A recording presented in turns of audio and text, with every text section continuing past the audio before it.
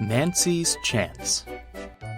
It was a beautiful summer's day on the island of Sodor. Skarloey was dozing peacefully as Nancy polished him. She was a conductor's daughter and often helped out around the railway. Skarloey stirred as Nancy finished and hopped off his footplate. A job well done, as usual. No one shines brass quite like you, Nancy. I wish I could do more. Any more and you'd polish my paint off. Not that. I mean, more around the railway. I want to help run the trains. Dad's been teaching me to be a conductor. Ensure tickets are punched prominently, double-check the carriage doors, keep your whistle sounding crystal clear. I've always loved how enthusiastic you are about the railway. Even so, Dad says I'm too young. It's not fair.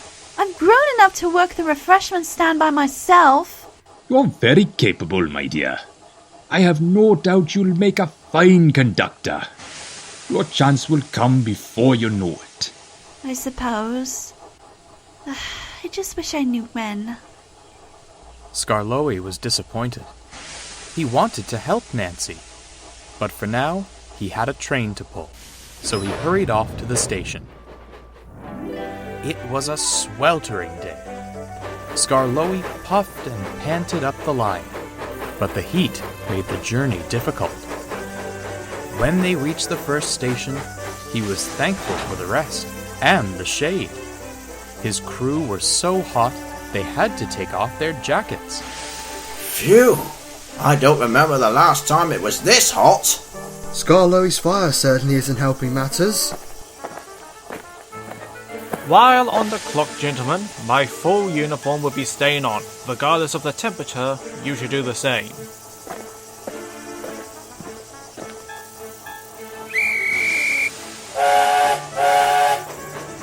It was a hard journey, but eventually Skarloey arrived at the lake station. Nancy was there, working the refreshment stand. The refreshment lady's gone to town for more ice cream. I hope I have enough for all your passengers.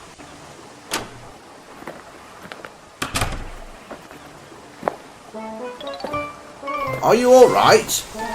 They got no answer. The conductor fainted and collapsed against them. Quickly, the crew and some passengers carried him to the shade of the refreshment stand. Lots of good that full uniform did. Being cramped in that stuffy van likely didn't help. They telephoned for an ambulance, and soon the conductor was on his way to the hospital. However, another problem arose. How will we make the return journey without a conductor? We can't miss our connection. Why not let Nancy try? I'm sure she could manage the trip back. She has been learning well. I'm not sure. Could land us in a heap of trouble. Clifford has been teaching her. Do you think she could try? Of course she would. She'll see you back safe and sound. Everyone turned to see the refreshment lady, back from her shopping.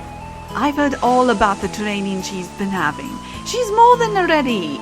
Besides, would I leave her in charge of the shop if I didn't think she was capable? Well, if she can handle a refreshment stand, then I suppose it's worth a shot. Go on, dear.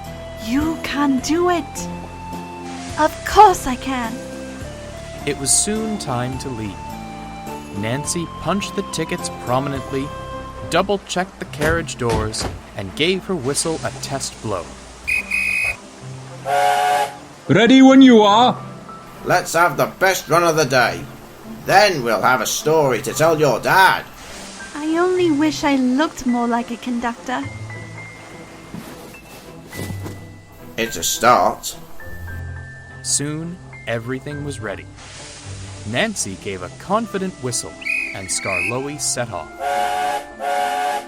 They were having a lovely journey. People waved as they passed, and the passengers were impressed. Then...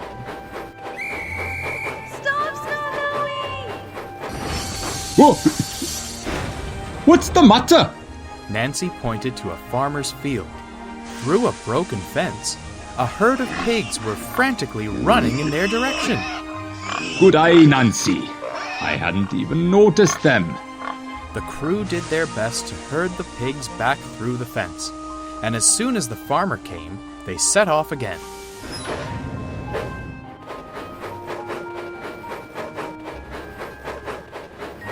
They arrived at the station with little time lost.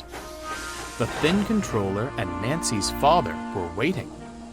Oh dear, what will they say? Your Nancy is a hero. We would have been stranded without her. And I shudder to think what would have happened if she hadn't spotted those pigs. Nancy, you really are a credit to this railway, stepping in and doing what was needed to get the passengers home. The mark of a true conductor. I suppose we'll need to get you a proper uniform. Do you mean it, sir?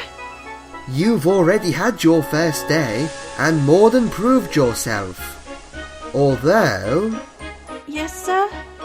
Skarloey, you'll manage without having your brass polished every weekend, won't you?